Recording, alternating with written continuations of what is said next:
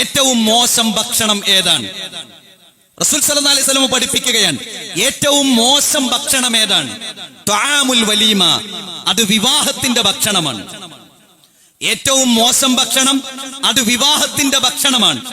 എങ്ങനെയുള്ള വിവാഹത്തിന്റെ ഭക്ഷണം? യംനഉഹാ മൻ യഅതീഹ, ആ വിവാഹത്തിന് വരേണ്ടവർ ആ വിവാഹത്തിന് വന്നിട്ടില്ല. വയുദഅ ഇലൈഹാ മൻ യഅബാഹ, എന്നാൽ ആ വിവാഹത്തിന്റെ ഭക്ഷണത്തിനു വേണ്ടി വരേണ്ടാത്ത ആളുകൾ അവിടെ വന്നിട്ടുമുണ്ട്. നമുക്ക് വരേണ്ട കുറെ ആളുകൾ ഉണ്ടാവും, നമുക്ക് എല്ലാ ആളുകളെയും ക്ഷണിക്കാം. പക്ഷേ ആ ഭക്ഷണത്തിന് അർഹരായ ആളുകൾ, അയൽവാസികളായ ആളുകൾ നാട്ടിലുണ്ട്, നമ്മുടെ അയൽപ്പക്കത്തുണ്ട്. അതിൽ നിന്ന് നമ്മൾ കുറച്ച് മുതലാളിമാരെ മാത്രം സെലക്ട് ചെയ്ത്, നമ്മുടെ കിടക്കൊപ്പിച്ച കുറച്ച് ആളുകളെ മാത്രം സെലക്ട് ചെയ്ത് നമ്മൾ അവരെ നമ്മുടെ വിവാഹത്തിന് ക്ഷണിച്ചു. എന്നാലോ അതേ ദൂരത്തുള്ള സാധുവായ പാവപ്പെട്ട ഒരു നേരത്തെ നല്ല ഭക്ഷണം ആഗ്രഹിക്കുന്ന ഒരു വീട്ടുകാർ അവിടെയുണ്ട്.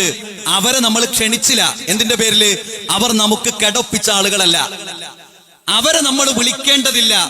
നമ്മുടെ സാമ്പത്തികമായ ഒരവസ്ഥ അവർക്കില്ല. അങ്ങനെ ഒരു വിവാഹത്തിന് ഭക്ഷണം വിളമ്പിയോ ആ വിവാഹത്തിന്റെ ഭക്ഷണം ഏറ്റവും മോശം ഭക്ഷണമാണ്. മതം അവിടെ നിയമം പറയുകയാണ്.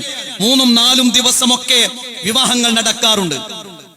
ആ വിവാഹത്തിന് ഓരോ ദിവസവും ഓരോ വിഭാഗം ആളുകൾക്ക് തരം തിരിച്ചു കൊടുക്കാറുണ്ട്.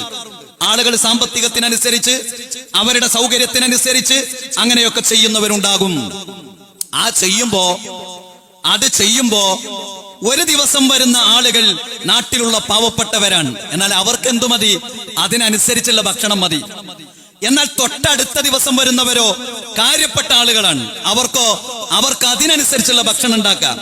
അത് കഴിഞ്ഞു വരുന്നവരോ അത് ഏറ്റവും പ്രിയപ്പെട്ടവരാണ്. അവർക്ക് അതിനനുസരിച്ചുള്ള ഭക്ഷണം ഉണ്ടാക്കുക.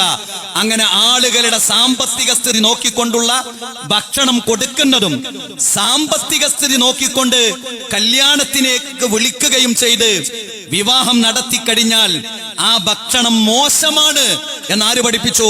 അള്ളാഹുവിന്റെ പ്രവാചകൻ പഠിപ്പിച്ചു.